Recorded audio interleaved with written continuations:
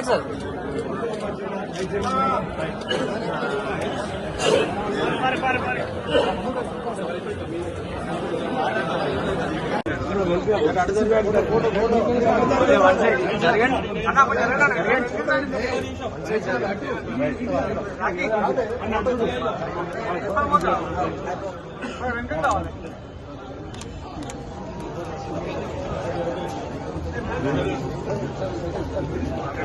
సందర్భంగా మనవి చేస్తా ఉన్నా.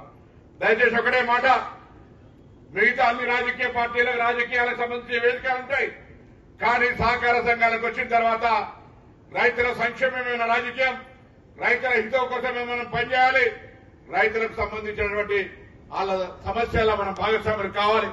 వేదిక మీద అన్ని పార్టీల వాళ్ళు ఉన్నా ఎప్పుడు కూడా రాజకీయాలకు సంబంధించిన అంశాలు తావులేదు. ఈ విధంగా దేశవ్యాప్త రాజకీయాలు, సహకార రంగ రాజకీయాలు నేను ఒకవైపు, మళ్లీ జిల్లా నుంచి గౌరవ రవీంద్రరావు గారు ఒకవైపు, కేంద్ర సహకార రాజకీయాల్లో కూడా ఒక కీలక పాత్ర మీ బిడ్డలుగా, మీ సోదరులుగా వహించినామని చెప్పుకోవడానికి ఈరోజు గర్వపడతా ఉన్నాం. ఒక క్రిప్కో డైరెక్టర్ గా, ఒక నాప్కామ్ చైర్మన్ గా దేశవ్యాప్తంగా ఉన్న అనేక మంది దిగ్గజులైనటువంటి సహకార వాదులతోటి మిత్రుత్వము, అక్కడబడి అనేక సహచర్యం ఉంది. తద్వారా మన జిల్లాకో మన రైతాంగానికో ఎక్కడ ఎరువుల కొరత లేకుండా, ఎక్కడ ఎటువంటి సమస్య రాకుండా 2005లో మేము ఏర్పడ్డ నాడు అనేకమైనటువంటి ఇబ్బంది వారసత్వ రూపంలో వస్తే ఆ సమస్యను పరిష్కరించి నిధులు మీరు అడ్వాన్స్ కట్టకపోయినా సహకార సంఘాలకు ఎరువులు ఇచ్చినటువంటి మాట ఇలా ఆనాడు ఉన్నటువంటి అధ్యక్షులు ఇప్పటికి మర్చిపోయి ఉండకపోవచ్చు. అంతేకాదు ఇలా నాకు మహిళా సంఘాలకు ఏదో పూర్వజన్మ సుకృతంలో వారికి ఎప్పుడు కూడా సంస్థ పరంగా లాభం చేసేటువంటి కార్యక్రమం ఉన్నట్టది. ఆనాడు మార్కెట్ చైర్మన్ గా మొక్కజొన్న కొనుగోలు కేంద్రాలు మహిళా సంఘాల ద్వారా, వడ్ల కొనుగోలు మహిళా సంఘాల ద్వారా, సహకార సంఘాల ద్వారా కొనుగోలు చేసే ప్రక్రియ ప్రారంభం చేసినాం.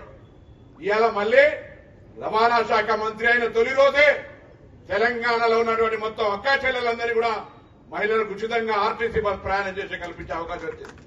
ఇప్పటికీ 265 రోజులు అయితే ఉంది.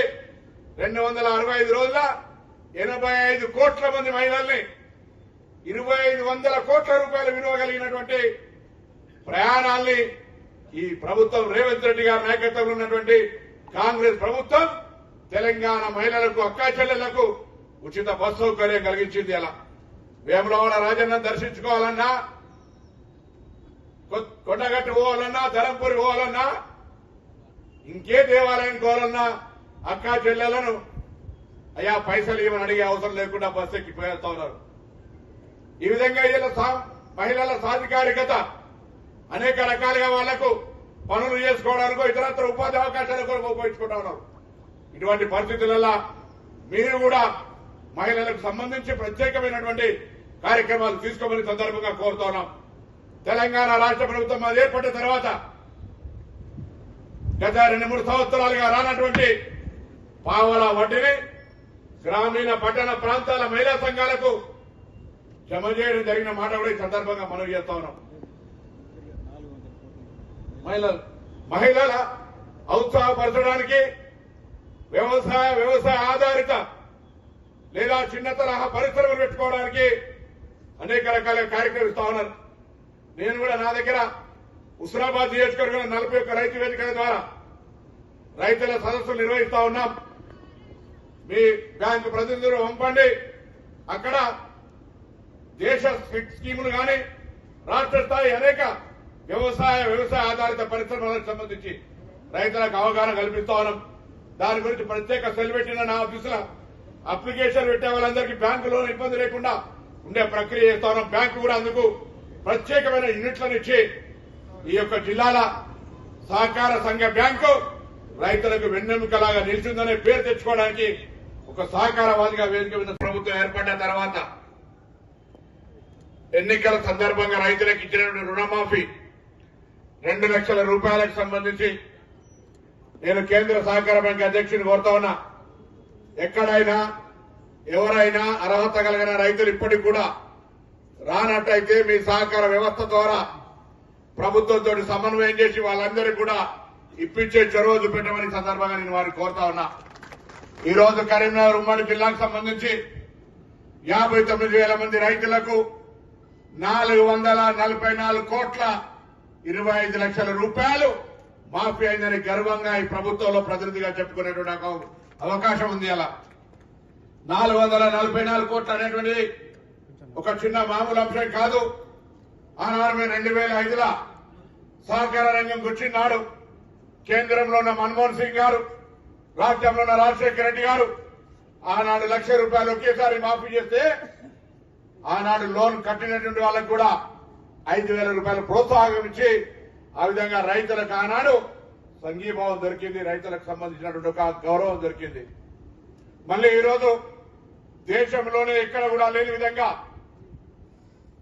₹2,00,000 రుణమాఫీని మొదటి దశ 1,00,000, రెండవ దశ 1,50,000, మూడో దశ ₹2,00,000 లోన్ మాఫీ చేశాం. కొంతమంది అక్కడక్కడ రానటువంటి కారణాలకు కూడా మనం సమీక్షించుకోవాలి. ఎందుకంటే ప్రభుత్వం బహిరంగంగా ఓపెన్ మైండ్ తోటి ఉంది. 2018 డిసెంబర్ 12 కంటే ముందు లోన్ తీసుకొని బకాయి ఉన్నటువంటి వాళ్ళకు మాఫీ కాదు. ఈ మాఫీలో 2023 డిసెంబర్ 9 తర్వాత లోన్ తీసుకున్నటువంటి వాళ్ళకు మాఫీ కాదు. ఆ మధ్యలో లోన్ తీసుకున్నటువంటి 2 లక్షల లోపల అందరికీ మాఫీ అయింది. రేషన్ కార్డు లేని వాళ్ళకు కూడా ప్రభుత్వం కుటుంబ నిర్ధారణ పేరు మీద కార్యక్రమం ప్రారంభించింది. వాళ్ళందరికీ కూడా లోన్ మాఫీ అవుతుంది. లోన్ తీసుకున్న వాళ్ళకి మాఫీ అయ్యలేదు. 2 లక్షల పైన ఉన్నటువంటి వాళ్ళకి సంబంధించి మార్కెట్ రిజిస్ట్రేషన్ వస్తోంది. వాళ్ళు ఎక్కడ కూడా ఆందోళన చెందాల్సిన అవసరం లేదు. ఏ వ్యవసాయ రుణం అయితే 2 లక్షలు తీసుకున్నారో 2 లక్షల పైన అప్పున్నప్పటికీ కూడా 2 లక్షల లోపల రుణమాఫీ తప్పకుండా అవుతుంది. ఎవరు కూడా ఆందోళన చెందొద్దు అనే మాట ప్రభుత్వం పక్షాన స్పష్టంగా తెలియజేస్తా ఉన్నాం. ఈరోజు ఇంతకుముందే పెద్దలు రవీంద్రరావు గారు చెప్పినారు, బ్యాంకుకు సంబంధించి విదేశీ విద్యకు పోయే వాళ్ళకి లోన్ ఇస్తుంటే మిగతా కమర్షియల్ బ్యాంకుకు సంబంధించినటువంటి సౌలభ్యం సహకార బ్యాంకులకు లేదు అని చెప్పినారు. తప్పకుండా రాష్ట్ర ప్రభుత్వం నుంచి అధికారికంగా కేంద్ర ఆర్థిక శాఖకు సహకార సంఘాల సభ్యులైన రైతుల యొక్క పిల్లలు విదేశాలకు వెళ్లే సందర్భంలో తీసుకునే వాళ్లకు కమర్షియల్ బ్యాంకులకు ఇచ్చినా ఇవ్వకపోయినా ఈ యొక్క గ్రామీణ బ్యాంకులైనటువంటి సహకార బ్యాంకులకు ఆ సౌలభ్యం ఇవ్వాలని తప్పకుండా రాష్ట్ర ప్రభుత్వం నుంచి కోరుతామని మనం చేస్తాం. హౌసింగ్ కు సంబంధించి కూడా కమర్షియల్ బ్యాంకుల కంటే తక్కువ వడ్డీతోటి ఇచ్చేటువంటి ప్రధానమంత్రి ఆవాస్ యోజన, గతంలో ఇందిరమ్మ ఆవాస్ యోజన ఏ ఇళ్ల నిర్మాణం అవుతుందో దానికి సంబంధించి కూడా ఈ బ్యాంకులను అందులో భాగస్వామ్యం చేసే విధంగా రాష్ట్ర ప్రభుత్వం నుంచి అధికారికంగా మీరు ఇచ్చిన లేఖల ద్వారా కరస్పాండెన్స్ చేసి వాటిని కూడా అధిగమిస్తామనే మాట మనం చేస్తున్నాం. ఇదిగాక రాష్ట్ర ప్రభుత్వం నుంచి ఏదైనా అంశం ఉంటే రాష్ట్ర ప్రభుత్వం నుంచి రైతాంగానికి కానీ సహకార రంగానికి కానీ లేదా మీరు ఇచ్చేటువంటి అనేకమైనటువంటి పాడి పంటలు ఇతర రైతులు సంబంధిత రుణాలకు సంబంధించి ఏదైనా అంశం ఉంటే తప్పకుండా సానుకూలంగా పాజిటివ్ గా ఆ సమస్యల్ని పరిష్కరిస్తుంది ఈ ప్రభుత్వం అనే మాట కూడా ఈ సందర్భంగా మనం చేస్తా ఉన్నాం. దయచేసి ఒకటే మాట కోరుతా ఉన్నా, ఇలా మీరంతా సహకార రంగ అభివృద్ధికి అనేక రకాలుగా శ్రమ పడ్డారు కాబట్టి ఈరోజు సహకార సంఘాలు ఈరోజు వేములవాడ లాంటి బ్యాంకుల 150 కోట్ల వ్యాపారం చేయగలుగుతా ఉన్నారు. దాదాపు 38 కోట్ల డిపాజిట్లు ఉన్నాయి. ఇంతమంది వ్యవహారం జరుగుతూ ఉంది. తప్పకుండా అనేక రకాలుగా ఇంకా అభివృద్ధికి రావాలి. బ్యాంకులు రైతులకు ఉపయోగపడాలి. ఈ సహకార బ్యాంకులు రైతులకు ఒక ఆర్థిక భాగస్వామిగా ఉండాలనేటువంటి ఆకాంక్షను ఈ సందర్భంగా వ్యక్తం చేస్తూ ఆ దిశలో మరి తప్పకుండా సహకార రంగానికి అనేక రకాలుగా ప్రోత్సహించేటువంటి ఒక సానుకూల ఆలోచన ఉన్న వ్యక్తిగా ఈరోజు మరి నేను ఈ సందర్భంగా ఒక విశ్వాసాన్ని సహకార రంగానికి ఇచ్చేటువంటి ఒక ప్రయత్నం చేస్తా ఉన్నా. ఆనాడు ఇంతకుముందు శ్రీరామ్ చెప్పినట్టుగా నాకు సెంట్రల్ బ్యాంక్ కావాలి అనేటువంటి ఆలోచన గట్టిగా ఉండే పెద్దలందరూ ఆ రోజు సింగిల్ బ్రెయిన్ డెవలప్ ఉన్నారు. కానీ నాకంటే కొద్దిగా అన్ని రకాలుగా పరపతి ఉపయోగించి మా అన్నయ్యను నాకు ఆ రోజు కీర్తిశేషులు వెంకటస్వామి గారు, సత్యనారాయణరావు గారు, రాజశేఖర రెడ్డి గారితో మాట్లాడి రాజశేఖర రెడ్డి గారు, రామచంద్రరావు గారు, ఆయన పిసిసి ప్రెసిడెంట్ కేశవరావు గారు అందరుండి పర్వాలేదు బిడ్డ, నువ్వు ఫస్ట్ ఒక ప్రాతినిధ్యం కావాలి, నువ్వు డీసీఎంఎస్ తీసుకోమన్నారు. నేను డీసీఎంఎస్ తీసుకున్నా. దాని తర్వాత వారం 10 రోజుల రాజశేఖర రెడ్డి గారు వసంత నాగేశ్వరరావు గారు ఆప్కాప్ చైర్మన్ చేయగానే మార్కెట్ ఎవరు చైర్మన్ చేయాలి, డీసీఎంఎస్ ప్రెసిడెంట్ ఎవరు ఉన్నారు అనగానే పొన్నం ప్రభాకర్ పేరు గారు తక్కువ టిక్వెట్ అయితే మార్కెట్ చైర్మన్ అయ్యారు. దాని తర్వాత 2009 ఎన్నికలు 5 సంవత్సరాల కాల పరిమితి, కరీంనగర్ ఎమ్మెల్యే కావాలని చుట్టూ తిరుగుతుంటే నువ్వు లాజికల్ చేసుకున్నావు బాబు, నువ్వు ఢిల్లీలో ఉండాలంటాడు రాజశేఖర రెడ్డి సార్. నేను అడిగేది ఎమ్మెల్యే టికెట్, నాకు ఎంపీ టికెట్ వచ్చింది.